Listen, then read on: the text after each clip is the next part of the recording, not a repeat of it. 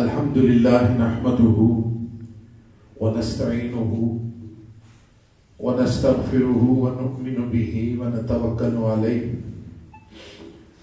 فنعوذ بالله من شرور أنفسنا ومن سيئات أعمالنا ومن يهده الله فلا مضل له ومن يضلل فلا هادي له ونشهد أن سيدنا ومولانا محمدا عبده ورسوله أما بعد فقد قال الله تبارك وتعالى في القرآن المجيد والفرقان الحميد أعوذ بالله من الشيطان الرجيم بسم الله الرحمن الرحيم ألا إن أولياء الله لا خوف عليهم ولا هم يحزنون صدق الله العظيم بسم الله الرحمن الرحيم إن الله على كل شيء قدير صدق الله العظيم وصدق رسوله النبي الكريم الأمين ونحن على ذلك لمن الشاهدين والشاكرين والحمد لله رب العالمين إن الله وملائكته يصلون على النبي يا أيها الذين آمنوا صلوا علیہ وسلموا تسلیما. تمام پیارے احباب ذکر شوق کے ساتھ درود و سلام پڑھ لیجئے. الصلاۃ والسلام علیک یا سیدی یا رسول اللہ وعلی آلک واصحابک یا سیدی یا حبیب اللہ. الصلاۃ والسلام علیک یا سیدی یا رحمۃ للعالمین وعلی آلک واصحابک یا سیدی یا خاتم النبیین. السلام علیکم ورحمۃ اللہ وبرکاتہ. حمد و ثنا اور درود و سلام کے بعد انتہائی واجب الاحترام پیارے بزرگوں، پیارے دوستوں، پیارے بھائیوں، آپ نے قرآن مجید فرقان حمید سے اللہ تبارک و تعالیٰ کے دو فرمان سماعت کیے ہیں. ارشاد باری تعالیٰ ہے کہ الا ان اولیاء اللہ لا خوف علیہم ولا هم یحزنون، کہ جو اللہ کے دوست ہیں انہیں ہرگز نہ کوئی خوف ہے نہ کوئی غم ہے. یہ اللہ تعالیٰ اپنے دوستوں کے بارے میں فرما رہا ہے. کیوں؟ الذین آمنوا وکانوا یتقون، کہ وہ ایمان والے ہیں اور تقوی والے ہیں. لہم البشری فی الحیات الدنیا وفی الآخرہ، ان کی دنیا کی زندگی بھی خوشخبری والی ہے، ان کی آخرت کی زندگی بھی خوشخبری والی ہے. ان کو دنیا میں بھی اللہ تعالیٰ کا فضل حاصل ہے، آخرت میں بھی اللہ تعالیٰ کا فضل حاصل ہے. اور دوسرا فرمان آپ نے سماعت کیا ہے، ان اللہ علی کل شیء قدیر، کہ بے شک اللہ تعالی ہر چیز کی طاقت رکھتا ہے. اب جس نے اولیاء اللہ کی شان کو ماننا ہے اسے سب سے پہلے اپنے رب کی قدرت پر پورا ایمان ہونا چاہیے.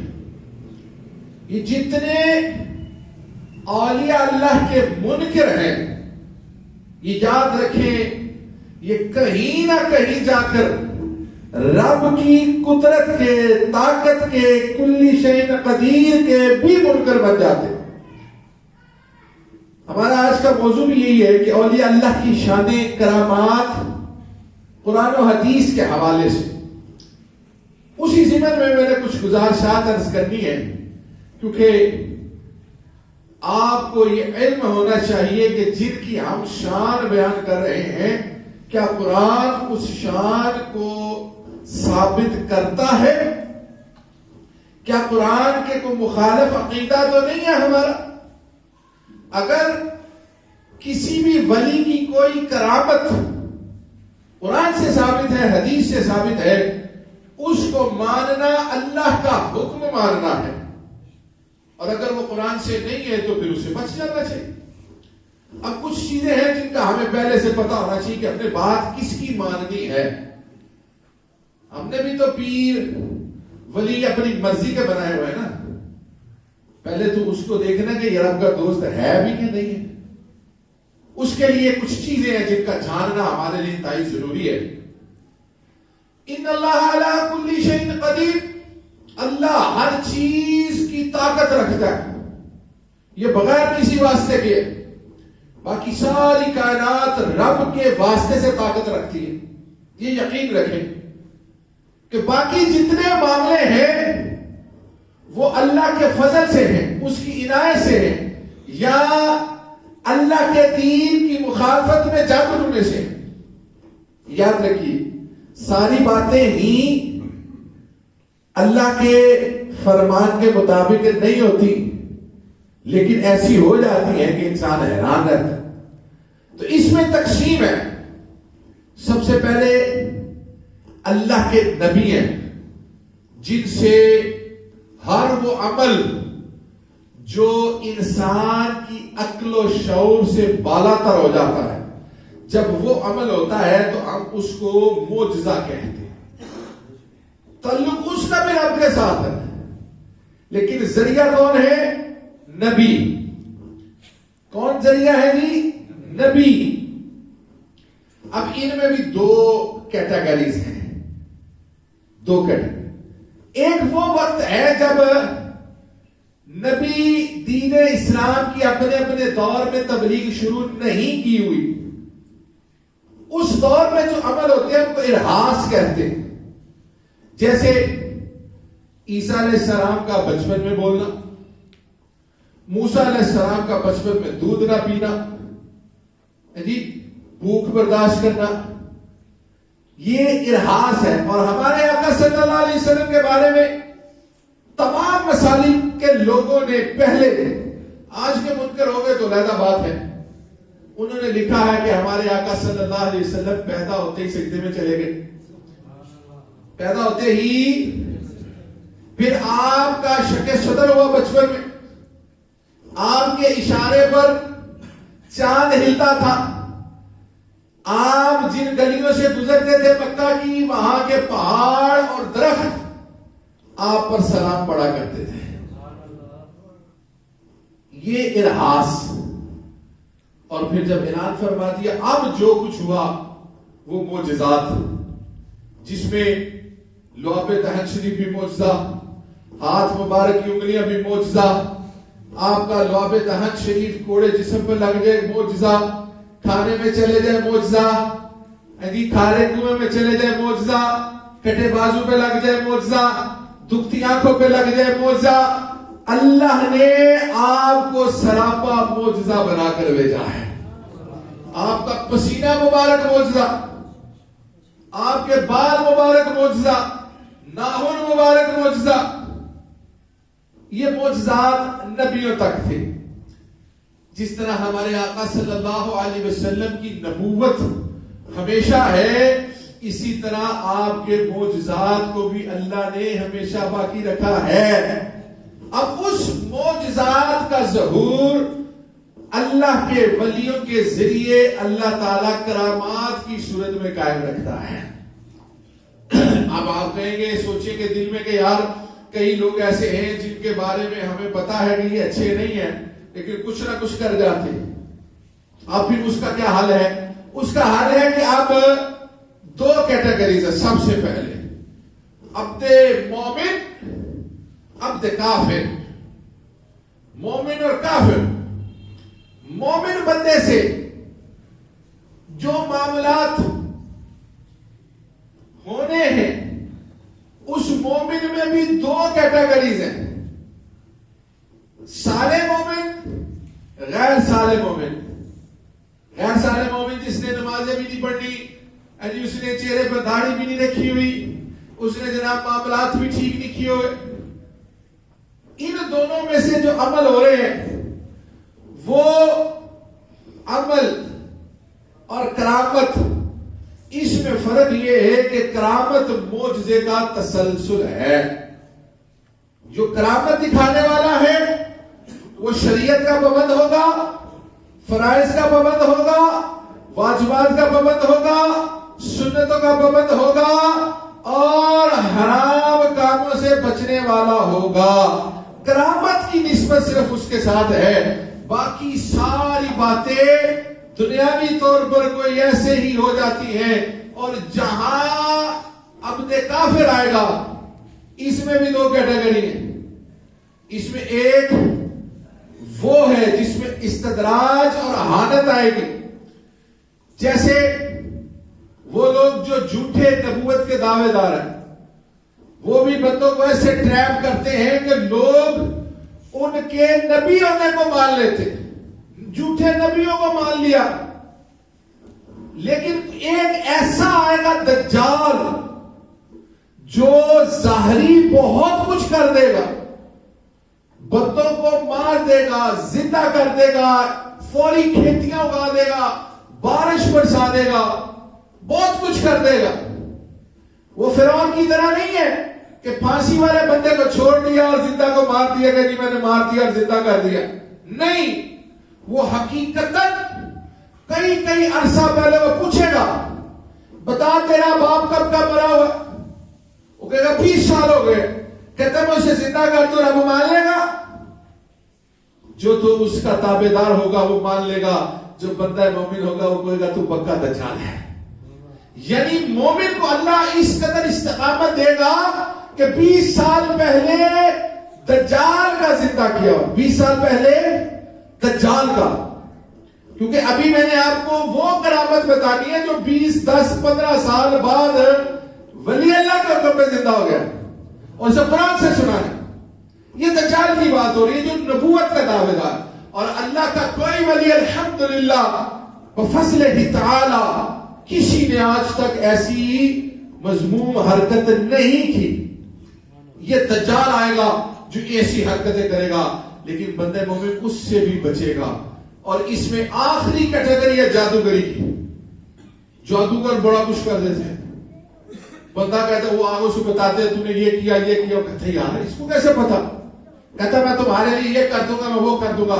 یہ کرنے کرانے والا دونوں کافر ہیں.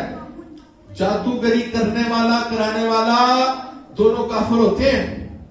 اب یہ میں نے کیٹیگریز آپ کو واضح کر دی کہ اللہ کا ولی وہی ہے جو تمام شریعت کا پابند، فرائض واجبات سنتوں کا پابند ہوگا، وہ ہی صرف اللہ کا ولی ہوگا. باقی سارے بس تماشا پرست جی، نظر باندھنے والے اور شوبدہ باز اور جناب جادوگر ہوتے ہیں. اللہ کا ولی کہتا ہے یہ میرے رب کا فضل ہے. اب دوبارہ آ جائیے اس بات پر کہ جتنی بھی ولیوں کی کرامات سننی ہے ماننی ہے، اس کے پیچھے حقیقت اصل یہ ہے کہ ان اللہ علی کل شیء قدیر. یہ عقیدہ مضبوط ہوگا نا کہ اللہ ہر چیز پر قادر ہے، پھر پریشانی نہیں ہوگی. اب میں غوث اعظم کی کرامات، کیونکہ وہ دنیا میں بہت عام ہے، ان کو کچھ سناؤں گا، پھر قرآن سے ان کا ثبوت دوں گا. اگر قرآن سے ثبوت نہ ملے تو مجھے بھی انکار کر دیں کہ تو نے غلط بات سنائی. قرآن سے ثبوت دوں گا اور آپ وہ ثبوت یاد رکھیں. اور کوئی آپ سے اس کے متعلق بات کرے، قرآن کھول کے اس کو بتائیں کہ قرآن میں یہ لکھا ہو. سب سے پہلی بات، غوث اعظم پیدا ہوتے ہی یکم رمضان سے آخری روزے تک ان کے کردار کی سیرت کی کتابوں میں لکھا ہوا ہے سحری سے افطاری تک دودھ نہیں پیتے تھے. کیونکہ اتنا بچہ دودھ ہی پیتا ہے، کھاتا کچھ نہیں ہے. یعنی بتایا گیا کہ وہ روزہ رکھتے تھے. کیا کرتے تھے؟ ہائے ہائے ہائے لوگ، ہائے ہائے یہ کیسے وہ پاگل ہو جاتے ہیں لوگ جذبات میں آ کر. یہ ممکن ہی نہیں ہے، یہ کیسے ہو سکتا ہے کہ اتنا چھوٹا بچہ وہ روزہ رکھ لے. اچھا بھائی، قرآن سے پوچھتے ہیں کہ چھوٹے بچے کو اللہ نے کتنی طاقت دی ہوئی؟ اگر وہ طاقت اتنی ہے اس کا مال. سب سے پہلے یہ دیکھنا ہے کہ کیا قرآن یہ ثابت کرتا ہے کہ بچوں میں شعور ہوتا ہے، بچوں میں عقل آتی ہے، پیدا ہوتا ہے بچہ سمجھدار ہوتا ہے. تو قرآن میں ہم عیسیٰ علیہ السلام کا ذکر پڑھیں گے. عیسیٰ علیہ السلام کی والدہ آپ ان کو لے کر جب لوگوں کے درمیان تشریف لائیں تو لوگوں نے سوال کیا اے بی بی یہ بچہ کہاں سے لے آئی؟ تو قرآن کہتا ہے انہوں نے کہا میرا چپ کا روزہ ہے۔ کس چیز کا روزہ ہے؟ تو فرمایا اب کہنے لگے لوگ تو پھر یہ جواب کون دے گا جی؟ تو قرآن کہتا ہے مائی صاحبہ کہنے لگی یہ بچہ جو میں نے ابھی آپ نے مجھے دیا ہے یہ تم کو جواب دے گا، یہ بچہ جواب دے گا۔ پھر اس بچے نے جواب دیا، کہا میں اللہ کا نبی ہوں اور میری ماں سچی ہے، میں تمہاری طرف نبی بن کے آیا ہوں۔ قرآن کہہ رہا ہے اب اس کا مطلب یہ ہے کہ پیدا ہوتے بچے کو اللہ عقل دیتا ہے۔ تمہارے میں نے یہی پوائنٹ سامنے رکھا ہوا کہ ان اللہ علی کل شیء قدیر، اللہ ہر چیز پر قادر ہے۔ اور یہ اللہ کیسا قادر ہے؟ ہم نے کچھ کرنا ہو نا ہم اس کے لیے محنت کرتے ہیں، اس کے لیے معاملات ہوتے ہیں، اس کے لیے ذمہ داریاں بانٹی جاتی۔ کوئی بھی کام گھر بیٹھے ہم نہیں کر سکتے۔ مسجد بنانی ہے یہ چیزیں خریدو، مزدور لگاؤ، گھر بنانا ہے مستری بلاؤ، مزدور لگاؤ، اینٹیں لاؤ۔ رب کی کیا شان ہے؟ رب نے صرف کن فرمایا۔ کیا فرمایا؟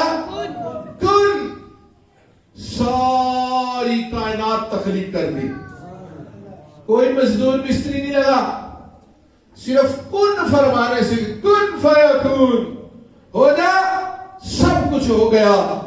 اللہ کی قدرت یہ ہے کہ اسے کسی چیز کی ضرورت نہیں ہے۔ اور بندے کی کرامات میں، نبی کے معجزات میں بھی رب ان اللہ علی کل شیء قدیر ہے۔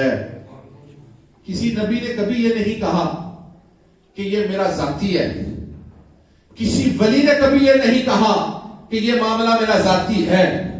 جب بھی کچھ ہوتا ہے اور اللہ کا نبی ہو، کوئی اللہ کا بندہ ہو، کہتا ہے ھذا من فضل ربی، یہ میرے رب کا فضل ہے، یہ رب کا فضل ہے۔ اور جادوگر اور دھوکے باز اور شیطانی میں کام کرنے والے کبھی رب کے فضل کے ساتھ کچھ نہیں کرتے، کیونکہ وہ شیطان کے پیروکار ہوتے ہیں، ان کو پتہ ہے ہمارے عملوں میں شیطان داخل ہے۔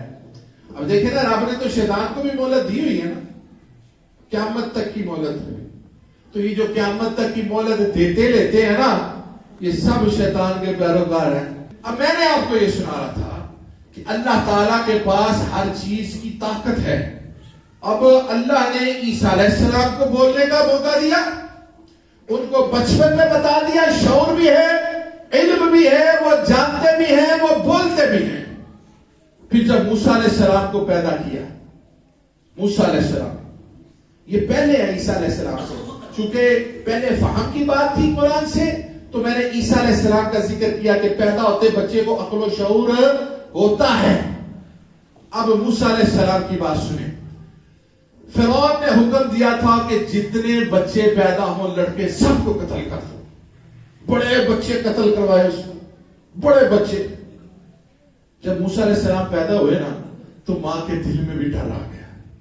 اللہ نے اس ماں کو بتایا، قرآن کہتا ہے ہم نے کہا اے بی بی خوف نہ کر، جب تو ڈر سے زیادہ ہو جائے، یعنی ڈر تجھے زیادہ ہو جائے، اس بچے کو صندوق میں ڈال کر پانی میں ڈال دینا، ہمارا وعدہ ہے ہم یہ بچہ تمہیں واپس دیں گے۔ یعنی ہم سب کا ہے نا یقین کہ اللہ جو چاہے کر سکتا ہے۔ اچھا اب میں نے آپ سے سوال کرنا ہے، ہم میں کسی کی طاقت ہے کہ اپنے بچے کو صندوق میں ڈال کر جیل میں ڈال دیں؟ کوئی نہیں کرے گا۔ کوئی ہمیں کروڑوں روپیہ دے، ہمیں یہ بھی کہے کہ رب واپس دے دے گا، تب بھی ہم نہیں کہیں گے، کیونکہ ہم اس کو کہیں گے کہ جناب ہمیں رب نے یہ حکم نہیں دیا، ہمیں رب نے احتیاط کا حکم دیا ہے۔ ہم نہیں ڈالیں گے اپنے بچے کو، لیکن مائی صاحبہ نے ڈال دیا۔ اب مائی صاحبہ کے ڈالنے کے وقت سے لے کر فرعون کے دربار تک پہنچنے تک جتنا وقت تھا، 1 گھنٹہ، 2 گھنٹے، 3 گھنٹے، 4 گھنٹے، 5، 6، 7، 8، 9، 10، یہ مخالف بتائے گا کہ تو بتا کتنے گھنٹے تمہیں تصور کرنے، جو اعتراض کرنے میں وہ بتائے کہ ایک جگہ سے دوسری جگہ کتنے عرصہ میں موسیٰ علیہ السلام وہاں پہنچے. جتنی دیر صندوق میں تھے بھوکے تھے کہ نہیں تھے؟ کہ وہاں صندوق میں تو کھاتا رہے، کچھ نہیں نہ کھاتے رہے. پھر فرعون کے پاس گئے. فرعون نے دائیاں بلائی. آپ نے کسی دائی کا دودھ، بچے کو کیا پتا جی، بچے کو کیا پتا. مجھے میرے ابا جی کی نسبت سے اکثر لوگ لے جاتے ہیں کہ آئے ذرا آپ نے گڑتی دینی ہے تو شہد لگا دو، ایسے کر کے لگا دو، کھجور کئیوں نے رکھی ہوتی ہے ملیدہ کر کے، جو مرضی بچے کے منہ میں رکھو کر کے چوسے گا، کیونکہ بچے کی فطرت یہی ہے. بچے کی فطرت یہی ہے کہ اس کو جیسے ہی کھانے کو ملے گا وہ کھانا شروع. لیکن رب کی قدرت یہ ہے کہ موسیٰ علیہ السلام نے کسی دائی کا دودھ، ٹائم کا تعین خود ہی کرو کہ کب سے کب تک بھوک برداشت کی. 8 گھنٹے، 10 گھنٹے. قرآن ہمیں بتاتا ہے بچہ وقت کو بھی جانتا ہے، بچہ ماں کو بھی جانتا ہے، بچہ بھوک کو روک کر بھی رکھ سکتا ہے. وہی رب جس نے موسیٰ علیہ السلام کو یہ طاقت بخشی کہ اتنے وقت تک کہ جب تمہاری والدہ نہ آ جائے کسی دائی کا دودھ نہیں پینا. اسی رب نے غوث اعظم کو بتایا تھا کہ سحری سے افطاری تک روزہ ہوتا ہے، دودھ نہیں پینا. یہ قرآن نے ہمیں بتا دیا. اب دوسری 3 میں نے باتیں سنانی ہے، 10 منٹ میرے پاس ہیں. 1 میں نے سنا دی، 2 میں نے اور سنا دی.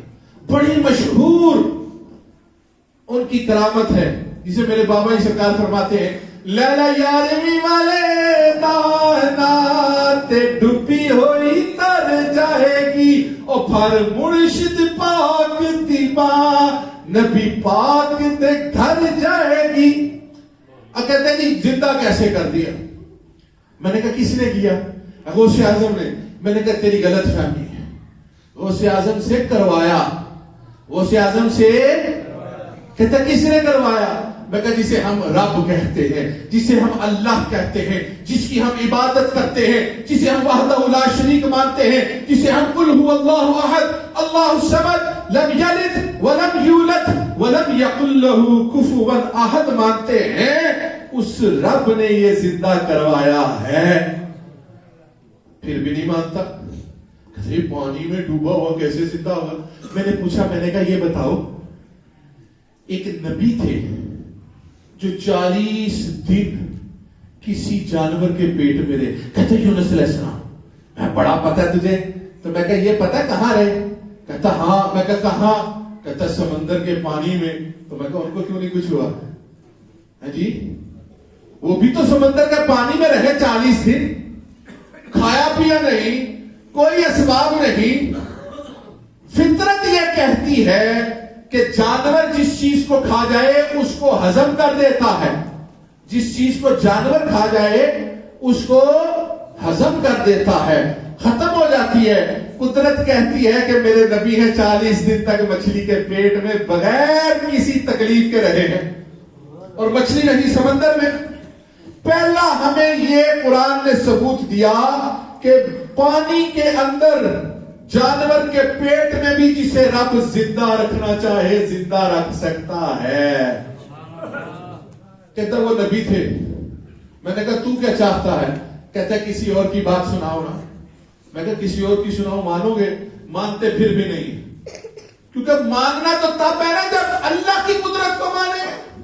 جب اس کی قدرت کو ہی نہیں مانا تو جس کو مرضی انکار کر دو. اور جو رب کا منکر ہو گیا اس کے لیے باقی چیزوں کا منکر ہونا مشکل نہیں ہے. میں نے کہا سنو، قرآن مجید میں اللہ تعالیٰ سورۃ صاد میں فرما رہا ہے کہ میرے ایک نبی تھے ایوب علیہ السلام. کیا نام ہے ان کا؟ بڑے ہی حسین و جمیل، مال و دولت والے. فرشتوں نے کہا یا اللہ ان کا ذرا امتحان تو لے، ان کا ذرا امتحان تو لے۔ اب کیا ہوا؟ میں نے کہا زمین سے نکلا پانی، آسمان سے آئی بارش، رات ہوئی، چھت گر گئی۔ یوب علیہ السلام کی ساری اولاد مال پانی میں غرق ہو گیا۔ ساری اولاد مال کہاں چلی گئی؟ پانی میں غرق ہو گئی، یعنی ختم ہو گئی، فوت ہو گئی، شہید ہو گئی۔ میں نے کہا بتاؤ سارے نبی تھے؟ کہتے نہیں۔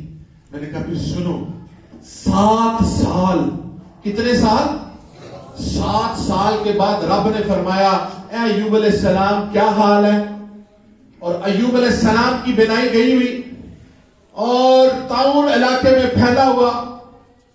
فرمایا یا اللہ تیرا شکر ہے، فرمایا آپ نے میرا شکر ادا کیا ہے، اب آپ اپنی ایڑی کو زمین پر مارے۔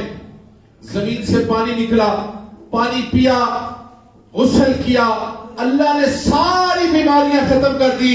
قرآن کہتا ہے 7 سال پہلے ڈوبی ہوئی ساری اولاد، سارے اسباب بھی اللہ نے دوبارہ زندہ کر دیے۔ میں کہا جس رب نے 7 سال کے بعد ایوب علیہ السلام کی اولاد کو زندہ کیا، اسی رب نے کشتی ڈوبی ہوئی ساری بارات کو بھی زندہ کیا۔ رب کے ساتھ لڑ لے، میں تو نہیں لڑ سکتا رب سے بھائی، مجھے تو رب کا توکل ہے، یقین ہے، قدرت پر بھی، اس کی ہر شان پر بھی یقین ہے۔ میں نے کہا سن پھر ایک اور بات سن، قرآن پڑھا، سورۃ کہف پڑھی؟ پڑھتے ہی نہیں ہے قرآن، اگر پڑھتے ہیں تو صرف عربی پڑھ کے گزر جاتے ہیں۔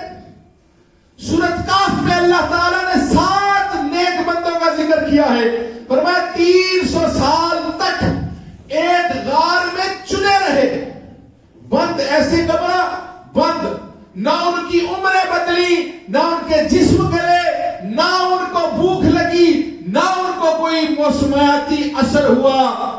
300 سال کے بعد سارے ہی زندہ ہو گئے۔ صرف وہی نہیں، میں نے کہا بتا باہر کون تھا؟ کہتے کتا۔ میں کہا وفادار تھا، بھونکنے والا نہیں تھا۔ میں کہ اس وفادار کتے کو بھی رب نے ولیوں کی برکت سے 300 سال تک محفوظ رکھا۔ اللہ نے 300 سال ان کے اوپر موت بھی طاری رکھی، لیکن نہ جسم گلے، نہ ہڈیاں گلی، نہ بھوک لگی، نہ آنکھ کھلی۔ رب کے حکم سے 300 سال کے بعد سارے زندہ ہو کے واپس آ گئے۔ میں کہ اب رب سے لڑ لو بھائی، میرے سے نہ لڑو۔ کہتے جی غوث اعظم نے تو مردہ بھی زندہ کیا تھا۔ میں کہا جی وہ بھی رب کے حکم پہ کیا تھا۔ کہتا وہ کیسے؟ میں نے کہا سورۃ البقرہ میں ابراہیم علیہ السلام نے رب سے کہا یا اللہ مجھے بتا تو مردوں کو کیسے زندہ کرے گا؟ فرمایا یقین نہیں ہے؟ کہا یا اللہ پورا یقین ہے، لیکن نبی ہوں، اپنے دل کی تسلی چاہتا ہوں تاکہ دیکھ لوں کہ ہوگا کیا۔ فرمایا اللہ نے حکم دیا 4 پرندے لو۔ کتنے پرندے؟ 4 پرندے۔ اب ان کا کیا کرنا ہے؟ ان سے محبت پیدا کرنا۔ اب دیکھتے ہیں نا کہ جو ہمارے پالتو جانور ہیں کہیں بھی چلے جائیں ان کو اشارہ کرو سیدھا گھر چلے جاتے ہیں۔ جی میں پرسوں ملتان میں تھا تو وہ ایک اتنی ساری بلی وہ دفتر میں گھس گئی، تو وہ جو ہمارے وہاں کے انچارج ہمارے کہتا ہے چلو چلو گھر واپس چلو، تو وہ اسی طرح چل کے جناب گھر واپس چلے گئے۔ میں نے کہا بڑی سمجھدار ہے، کہتا ہے ٹرینڈ کی ہوئی ہے، ٹرینڈ کی ہوئی ہے۔ قرآن کا حکم ہے کہ جانور بھی سدھارے جاتے ہیں، فرمایا ان سے انسیت پیدا کرے۔ جب انسیت پیدا ہو گئی فرمایا اب ان سب کو ذبح کر دے، ان سب کو ذبح کر دے۔ ذبح کرنے کے بعد ان کے گوشتوں کو مکس کیا گیا، کچھ گوشت پہاڑیوں پر رکھ دیا گیا، کچھ پانی میں ڈال دیا گیا، ہڈیاں کہیں پھینک دی گئی اور پر کہیں ڈال دیے گئے۔ اللہ نے فرمایا ابراہیم علیہ السلام اب مشاہدہ کرو، ان کو پکارو، مردوں کو پکارو۔ کہتا مردوں کو پکارو تو شرک ہو جاتا ہے۔ بھائی اللہ نے تو خود مردوں کو پکار کروائی، وہ بھی تو مردہ تھے جانور۔ قرآن مجید فرقان حمید میں جہاں جہاں غیر اللہ کو پکارنے کا منع کیا گیا ہے وہاں وہاں وضاحت کے ساتھ یہ بات موجود ہے کہ یہ ساری وہ چیزیں ہیں جن کو لکڑی پتھروں کے ذریعے بت بنایا گیا تھا، جن کی پرستش کی جاتی تھی، جن کو خدا مانا جاتا تھا، اللہ نے ان کے بارے میں فرمایا ہے کہ ان کو مت پکارو. لیکن ان کی تشریحات میں سارے بندہ محمد شامل ہو جاتے، اولیاء اللہ کو شامل کر دیتے ہیں. اولیاء اللہ کی دشمنی یہ ہے کہ ان کے ساتھ کہتے نہیں ہے تو ان کا ذکر ہے. اللہ نے کہیں قرآن میں اولیاء اللہ کو پکارنے سے منع نہیں کیا، بلکہ جگہ جگہ اللہ نے اپنے دوستوں کا بھی ذکر کیا ہے، اپنے نبیوں کا بھی ذکر کیا ہے. میں نے کہا پھر وہ سارے پرندے زندہ ہو کے آئے کہ نہ آئے؟ قرآن کہتا ہے سارے پرندے زندہ ہو کے واپس آ گئے. میں نے کہا ان کے پر بھی علیحدہ تھے، ان کے گوشت بھی سمندر میں مل چکے تھے، پہاڑوں میں جا چکے تھے. رب نے سب کو اکٹھا کیا. اسی رب نے غوث اعظم کا تناول فرمایا ہوا مرغا بھی واپس زندہ کر دیا. قرآن مجید میں حضرت یوشع بن نون اور حضرت موسیٰ علیہ السلام کا بھی واقعہ ہے. مچھلی پکی ہوئی، کون سی مچھلی؟ پکی ہوئی، بھنی ہوئی، مسالہ لگا، اندر سے سارا انہضام جو تھا وہ باہر نکال دیا گیا، جس سے سانس لیا جاتا ہے، چیز ہضم کی جاتی، سب ختم کر کے سیخ میں ڈال کر پکا کر مسالے لا کر اپنے تھیلے میں رکھ کے جا رہے ہیں. حضرت یوشع بن نون سے حضرت موسیٰ علیہ السلام کہتے ہیں بھئی وہ مچھلی کدھر ہے؟ کہا وہ پچھلے چوک میں زندہ ہو کر سمندر میں چلی گئی ہے. میں کہا رب تو ساری کام کر سکتا ہے. قرآن نے جتنی کرامات کا ثبوت دیا ہے اس کو ماننا، اللہ کی قدرت کو ماننا ہے، اور اللہ کی قدرت کا انکار کرنا اللہ کا انکار کرنا ہے. اور اللہ کا ولی ہمیشہ یہی بات کرتا ہے کہ یہ میرے رب کا فضل ہے. آصف بن برخیہ سلیمان علیہ السلام کی امتی، 3000 میل کا سفر ہے. وہ بڑا تخت آنکھ جھپکنے سے پہلے لے آئے. لانے کے بعد کہا یہ رب کا فضل ہے. اس رب نے بولیاں سکھائی تھی سلیمان علیہ السلام کو، چونٹی کو طاقت دے دی.